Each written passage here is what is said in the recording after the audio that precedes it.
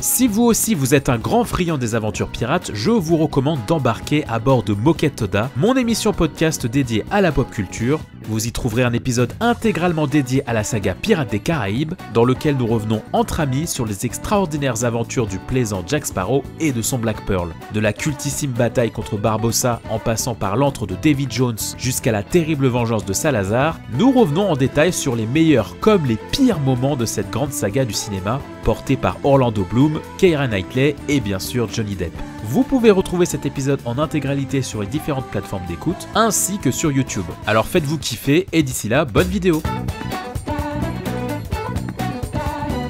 Eh bien salut à toutes et à tous, c'est Moquette pour parler de tout, mais surtout de rien, on se retrouve pour une nouvelle critique. Aujourd'hui nous allons parler de Gladiator 2, réalisé par Ridley Scott, donc sorti en cette fin d'année 2024. Alors, je ne suis pas le plus grand familier avec Ridley Scott. J'ai vu Gladiator quand j'étais tout petit, je l'ai revu avant de voir le 2, histoire d'être prêt. J'ai vu aussi Kingdom of Heaven, mais pareil, j'étais tout petit, donc j'en ai aucun souvenir. Enfin, voilà, je suis pas un grand familier avec Ridley Scott, donc c'est vrai que quand je suis allé voir ce film, j'étais un petit peu en mode... bon, un peu ingénu, j'ai pas de grosses affinités avec ce réalisateur. Mais donc, qu'est-ce que j'en ai pensé de ce Gladiator 2 ? Alors, rapidement, effectivement, j'ai revu le 1. Effectivement, je me suis remémoré pourquoi ce film est aussi culte, ne serait-ce que dans sa cinématographie. Voilà, le film a quand même 24 ans. On était quand même plongé dans une Rome assez réaliste, assez bien mise en scène. Enfin, vraiment, je sais me remettre dans l'époque et je me dis oui, bon, bah effectivement, il y a des choses qui sont quand même impressionnantes. Et surtout, on était sur des relations de personnages assez forts, quoi. Genre, le moindre personnage dans ce film, bon, bah c'est vrai qu'il est assez puissant d'un point de vue dans ce qu'il raconte. La quête de Maximus est exceptionnelle. C'est vraiment le guerrier humble, puissant, badass et avec honneur par définition. Enfin non, vraiment c'était très agréable de revoir le premier. Et alors, qu'en est-il de ce second volet ? Alors, on va suivre les épisodes, l'histoire de Lucius Verus, donc le fils de Maximus et de Lucilla. On y reviendra un peu plus loin dans la critique parce que j'ai quelques petites réserves par rapport à ça. Donc le film se déroule 16 ans après les événements du premier film. Et donc, alors que Lucius vit avec son épouse en Numidie, eh bien, son épouse se fait tuer lors d'une attaque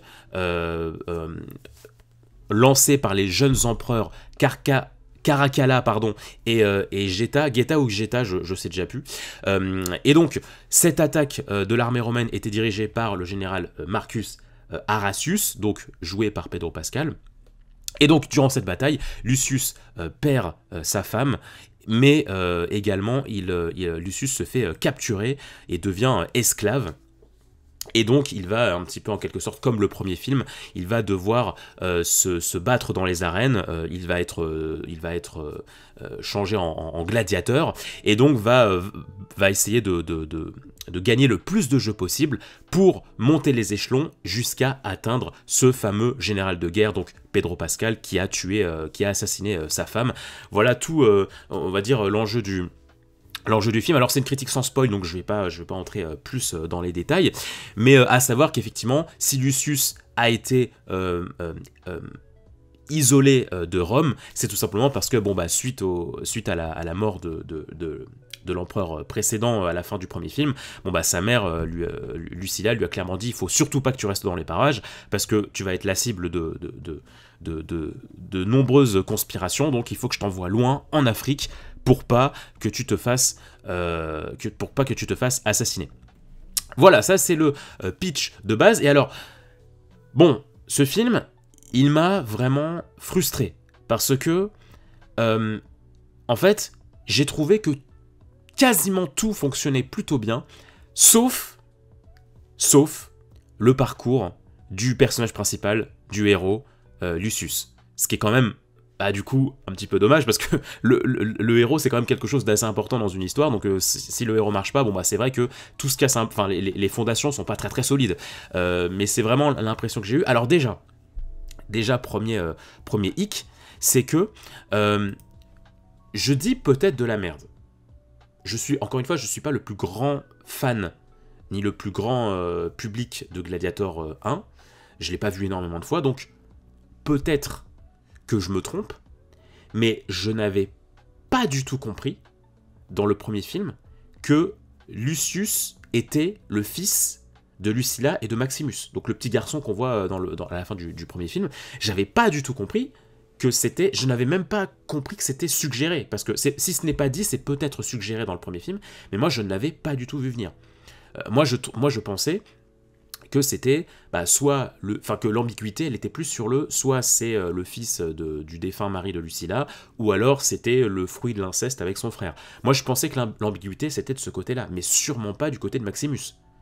Donc peut-être que c'était évoqué, c'était sous-entendu dans le premier film, mais moi je ne l'ai pas du tout vu venir comme ça, parce que moi Maximus, je l'ai toujours vu comme un personnage terriblement pur, et terriblement fidèle envers sa famille, c'est ce qui fait la richesse du premier film. Hein.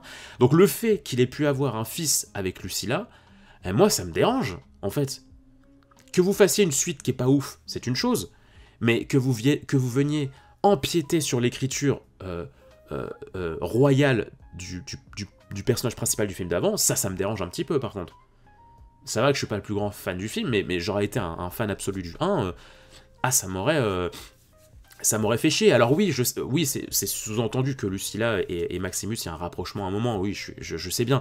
Mais pour moi, c'est plus une amourette, quelque chose qui aurait pu naître s'il n'avait pas rencontré sa femme, quelque chose vers lequel Maximus se tourne parce qu'il a perdu sa famille, mais à aucun moment je me suis dit qu'ils avaient eu un enfant ensemble. Donc bon, déjà ça c'est le premier point qui m'a un petit peu surpris, qui m'a un petit peu perturbé. Deuxième truc qui m'a un peu perturbé, c'est que j'ai trouvé la communication assez étrange, parce que j'ai su après coup, j'avais vu aucune bande-annonce, mais j'ai su après coup que les bandes-annonces dévoilaient que Lucius était le fils de Maximus et de Lucilla. Et ça, pareil, je trouve ça très bizarre, parce que toute la première partie du film est quand même montée de sorte à ce que le mystère soit présent, soit là. C'est-à-dire qu'on ne te dit pas, dès les premières secondes du film, oui, on va suivre les aventures de Lucius. Lucius a été envoyé en exil en Afrique, etc. On ne te le dit pas, tout ça. Le film te pose des mystères, et c'est petit à petit dans l'histoire, dans la trame, que tu vas relier les points et que tu vas comprendre. Enfin, en tout cas, le film est monté de sorte à ce que tu ne sois pas au courant de la vraie identité de ce personnage. Donc j'ai trouvé ça un petit peu étrange. Pour ce qui est du film ensuite, je vais d'abord parler de ce qui va bien, parce que là j'ai un petit peu craché sur le film, donc on va un petit peu parler dans ce qui va bien. Comme je le disais, je trouve que la première partie du film, la première moitié, elle fonctionne plutôt bien. Je trouve que le casting fonctionne vraiment bien, que ce soit Pedro Pascal, Denzel Washington, ou même Paul Mescal, ils ont vraiment de la gueule, ça fonctionne très très bien, ils ont un charisme qui correspond véritablement à ce qu'on veut nous raconter. J'ai trouvé que les différents jeux dans les arènes sont assez spectaculaires. J'ai vu le film en IMAX, j'ai eu la chance de le voir en IMAX, et honnêtement, l'ambiance, que ce soit sonore comme visuel, c'était assez prenant, même si j'ai quelques réserves sur certains effets spéciaux, notamment des requins que j'ai trouvé assez pas ouf à l'œil. Il y a toute une séquence de bataille navale. Alors c'est dans les bandes annonces, donc je spoil pas, mais il y a toute une séquence de bataille navale dans l'arène qui est remplie d'eau, que j'ai trouvé saisissante au possible. Vraiment, c'est une de mes séquences préférées, parce que tu te rends compte avec cette séquence du côté spectaculaire et complètement déjanté de la Rome et de la Rome antique, et de leur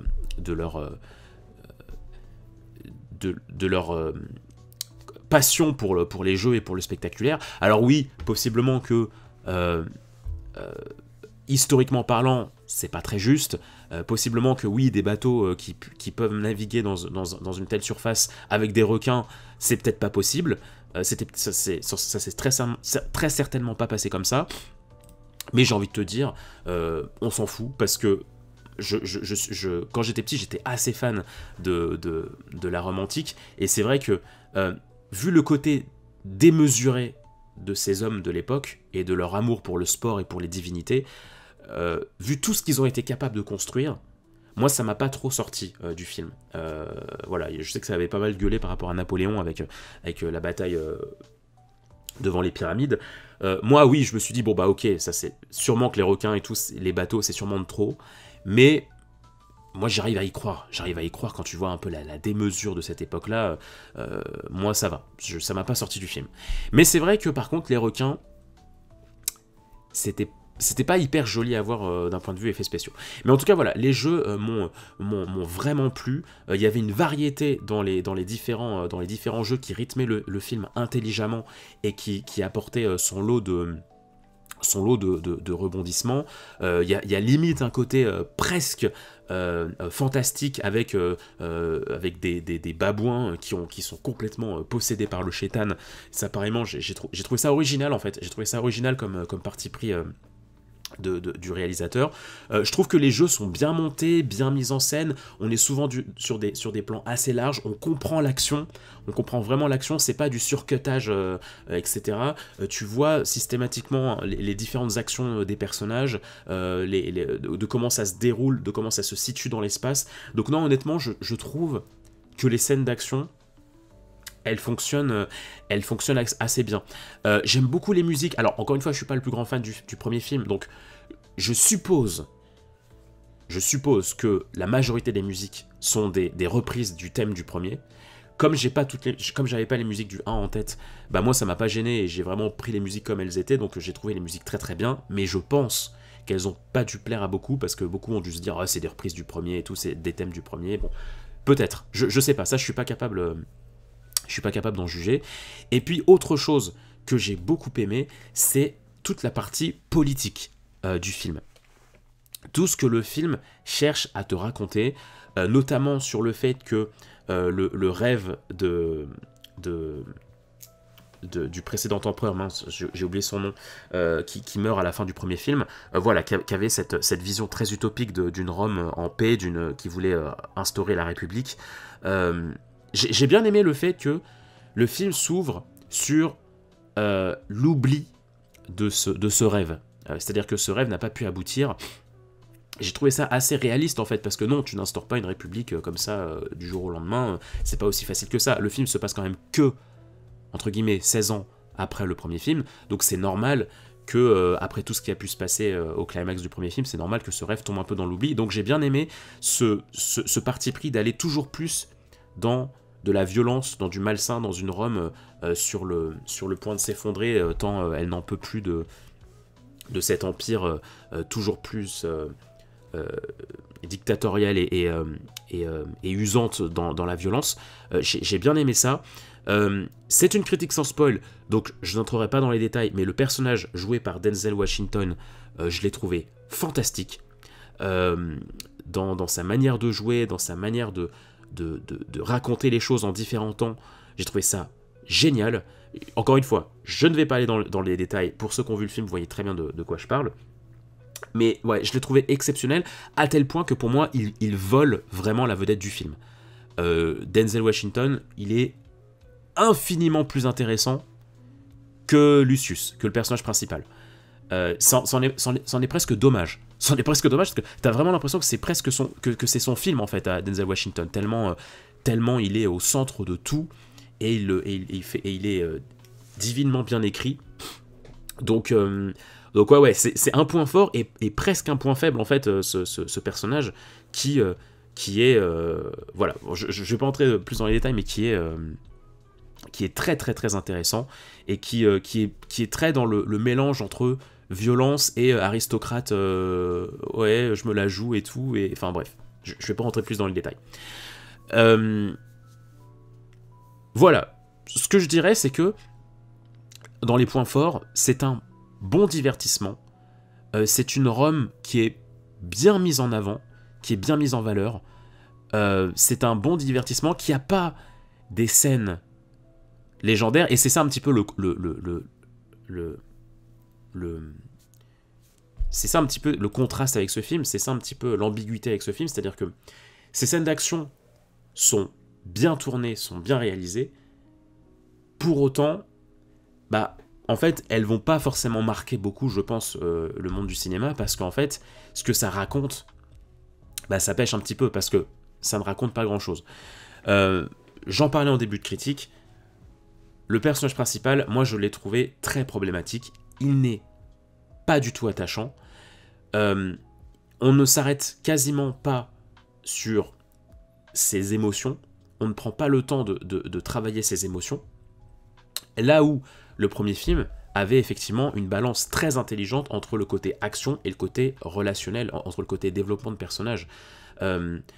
Maximus, s'il est puissant, s'il est fort, c'est parce que ça a été un commandant de guerre qui a été convoité, qui a été aimé par son empereur, qui a aimé profondément sa famille, qui est animé par une grande envie de vengeance pure, une envie de rendre justice plutôt. Donc il y avait une justification derrière la force de Maximus. Elle était aussi bien présente physiquement que moralement. Mais pour le personnage de Lucius dans ce film, il est fort parce qu'il est fort. Il est fort parce qu'il admire Maximus, mais ça s'arrête là. Il y a un côté over-cheaté du personnage de Lucius qui m'a profondément agacé. Parce que qu'un personnage soit ultra fort et que tu ne ressentes jamais du danger pour lui, c'est une chose, mais il faudrait que ça se justifie dans l'histoire, dans le récit. Il faut que ça raconte quelque chose. Un personnage fort, il faut que ça raconte quelque chose. Superman, qui est ultra puissant, ultra balèze et tout, ça raconte quelque chose. C'est la personnification d'un nouveau Jésus, de Dieu, de la peur humaine, enfin de toute la méfiance de l'humanité envers un être trop puissant. Enfin, dans Man of Steel, etc., dans les films de Zack Snyder, ça raconte quelque chose, la force de Superman. Là, hormis j'adore Maximus, donc je suis aussi fort que lui, bah moi ça m'a pas transporté du tout, quoi. Et comme je le disais, alors déjà j'ai eu très peur du début du premier film, enfin j'ai eu très peur du début de ce deuxième film parce que il commence globalement comme le premier film, hein. De toute façon, pour moi le principal problème de ce film c'est qu'il ne se détache pas du tout assez du premier.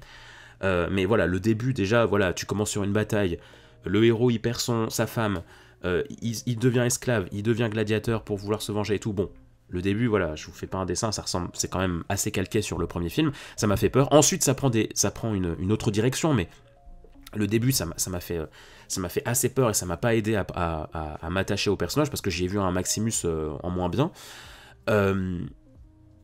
Et puis surtout, j'ai pas du tout compris le développement de Lucius. C'est-à-dire que durant toute la première partie du premier film, il est animé par une hargne, par une haine, par une recherche de vengeance glaçante et limite répétitive. Et il se passe un truc qui n'est pas fou, hein. Il va se mettre à discuter avec un certain personnage, et dès qu'il le fait, c'est bon. Ah ok, c'est bon. Bah non, pourquoi me venger? Bah non. Ah non, tiens, je vais changer de quête. Et tu sais quoi? Au lieu de me venger, je vais faire ça. J'ai pas du tout compris. Si quelqu'un en commentaire pouvait m'expliquer le développement, je n'ai pas compris pourquoi en une séquence, il passe du tout au tout. Il passe de je veux me venger de ma femme à je veux faire tel truc. Je vais pas rentrer dans les spoils. J'ai pas du tout compris son développement à ce personnage. On ne prend jamais le temps de comprendre ce qui se passe dans sa tête. On ne comprend pas ses motivations. Enfin, on les comprend, mais elles sont pas assez mises en scène, elles sont pas assez montrées. On est trop souvent dans il faut de l'action, il faut du spectaculaire, il faut du spectacle, et on ne prend jamais le temps de se poser avec le personnage de Lucius. À tel point que dans le climax, il se passe un certain drama. Si je dis le mot flèche, je pense que les gens qui ont vu le film comprennent. Il y a un drama qui fait écho à un autre drama du film, et Lucius s'en bat les steaks. Et ça, j'étais en mode, mais attends, il vient de se passer la même chose que ce qui s'est passé plus tôt dans ta vie, et toi Non, ça m'a vraiment gêné, le personnage de Lucius, la quête du héros dans ce film, je l'ai trouvé trop superficielle, trop creuse, trop lisse. il m'a sorti des yeux ce personnage parce que, enfin, alors c'est peut-être un peu fort, mais en fait, comme c'est lui qui porte le film, bah en fait, ça m'a fait une impression de tout ce qui est autour de lui est intéressant, mais lui, en lui-même, le héros en lui-même, non, moi ça m'a pas transporté du tout. Je parlerai même pas du climax, qui est pour moi d'une étrangeté sublime, hein, d'un point de vue incohérence, d'un point de vue mise en scène. C'est pas possible en fait que quelque chose comme ça se déroule aussi bien. C'est vraiment la fin du film, c'est presque une ligne droite, c'est presque une autoroute vers l'objectif du personnage principal. Ouais, c'était assez pauvre, quoi. C'était assez pauvre. Et puis, encore une fois, pour moi, l'erreur de ce film, c'est vraiment d'avoir trop misé sur l'héritage de Maximus. Pour moi, il aurait fallu ne pas être sur Lucius, enfin, avoir un autre personnage principal que Lucius, un personnage vraiment détaché de Maximus, et qu'on évoque Maximus dans les arènes, on voit son nom inscrit dans l'arène, ah tiens, c'était qui cet homme, ah c'était un homme légendaire et tout, c'était un grand gladiateur, un homme d'honneur, etc.